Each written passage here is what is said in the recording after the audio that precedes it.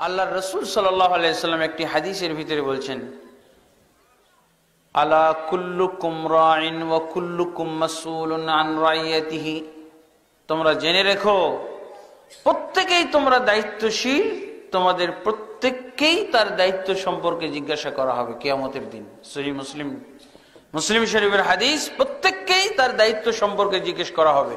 আল্লাহ রাসূল সাল্লাল্লাহু আলাইহি ওয়াসাল্লাম এক এক করে দায়িত্বশীলদের নাম বলেছেন। আল ইমামুর রাইন, দেশের যিনি ইমাম হবেন। আল ইমাম বলতে হলো আল ইমামুল আজম। ইমামুল আজম কাকে বলা হয়? ইমামুল আজম বলা হয়, সর্বযুগের ইমামুল আজম হলো রাষ্ট্রপতি, খলিফাতুল মুমিনিন, খলিফাতুল মুসলিমিন, আমিরুল মুমিনিনকে কি বলা হয়? আল ইমাম। আল ইমামুর রাইন ওয়া হুয়া মাসউলুন আন রাইয়াতিহি, যিনি মুসলিম সমাজের নেতা থাকবেন, আমির থাকবেন, যিনি রাষ্ট্রপতি হবেন, তিনি একজন দায়িত্বশীল, তাকে তার দায়িত্ব সম্পর্কে কিয়ামতের দিন জিজ্ঞেস করা হবে। তারপরে আল্লাহ রাসূল সাল্লাল্লাহু আলাইহি ওয়াসাল্লাম বলছেন, লাস্টে হাদিসের মধ্যে বলছেন, ওয়াল মারআতু রাইয়াতুন ফি বাইতি যাওজিহা, একজন মহিলাও দায়িত্বশীল তার স্বামীর ঘরে। স্বামীর ঘরে মহিলাও দায়িত্বশীল। তাহলে মহিলাদেরকেও দায়িত্বশীল স্বীকার করা হয়েছে। কিন্তু মহিলারা কোথায় দায়িত্বশীল হবে? মহিলারা দায়িত্বশীল হবে বাড়িতে, স্বামীর সন্তান এবং সম্পদ রক্ষার দায়িত্বশীল, বাইরে নয়। কিন্তু মহিলাদের অধিকার কোথায়? দায়িত্বশীল, এটা তাদের একটা অধিকার। দায়িত্বশীল হওয়া, নেতৃত্ব, মহিলাদের এটা একটা অধিকার। কিন্তু এই অধিকারটা কি বাড়ির মধ্যে সীমাবদ্ধ থাকবে। আল্লাহ রাসূল সাল্লাল্লাহু আলাইহি ওয়াসাল্লাম কি বলছেন?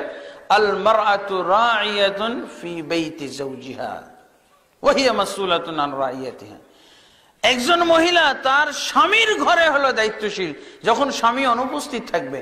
আর যখন স্বামী উপস্থিত থাকবে তখন স্বামী হলো দায়িত্বশীল। যখন স্বামী উপস্থিত থাকবে না তখন মহিলা হলো দায়িত্বশীল। তাহলে মহিলা দায়িত্বশীল, মহিলা নেত্রী। কিন্তু এই নেত্রী কোথাকার? বাড়ির নেত্রী হবে, কখনো বাইরের সমাজের নেত্রী হইতে পারবে না। এখানে অবশ্যই আমাদেরকে জানতে হবে, কারণ আমরা একটু যদি পাই ওর সাথে আরো 7 টুক বাড়িয়ে নিই, নাউজুবিল্লাহ। আল্লাহ রাসূল সাল্লাল্লাহু আলাইহি ওয়াসাল্লাম কি বলেছেন? সহিহ বুখারী হাদিস, লা ইউফলিহা কওমুন ওয়াল্লাউ আমরাহুম ইমরাআতান, কোশ্চিনকালে ওই জাতির মুক্তি নেই, ওই জাতি সফল কাম হবে না যেই জাতি তাদের নেতৃত্ব ভার দিয়ে দিল কোন মহিলাকে। আমরা হাদিস মানব না মানুষকে মানব? হাদিস মানব না মানব রচিত আইন নিয়ম কানুন মানব?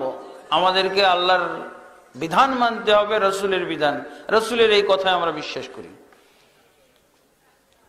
মহিলা দায়িত্বশীল, মহিলা নেত্রী, কিন্তু বাড়ির নেত্রী। রাসূলুল্লাহ সাল্লাল্লাহু আলাইহি ওয়াসাল্লাম একবারে খাস করে বলে দিয়েছেন, আল মারআতু রাইয়াতুন ফি বাইতি যাওজিহা, মহিলা নেত্রী বটে, দায়িত্বশীল বটে, কিন্তু বলে দিয়েছেন তার স্বামীর বাড়ির দায়িত্বশীল। স্বামী অনুপস্থিত থাকলে সে দায়িত্বশীল। এমনকি পাশের বাড়িরও দায়িত্বশীল সে না, ওর স্বামীর বাড়ির দায়িত্বশীল। তার সন্তান এবং সম্পদের দায়িত্বশীল। গোটা জাতির দায়িত্বশীল হতে পারে না, দেশের দায়িত্বশীল হতে পারে না, সমাজের দায়িত্বশীল হতে পারে না। কারণ কি? ও তো নিজেই একটা সম্পদ, তারই তো হেফাজত করা দরকার, তাকেই তো হেফাজত করে তাকে সংরক্ষণ করা দরকার, তার হেফাজতের প্রয়োজন আছে।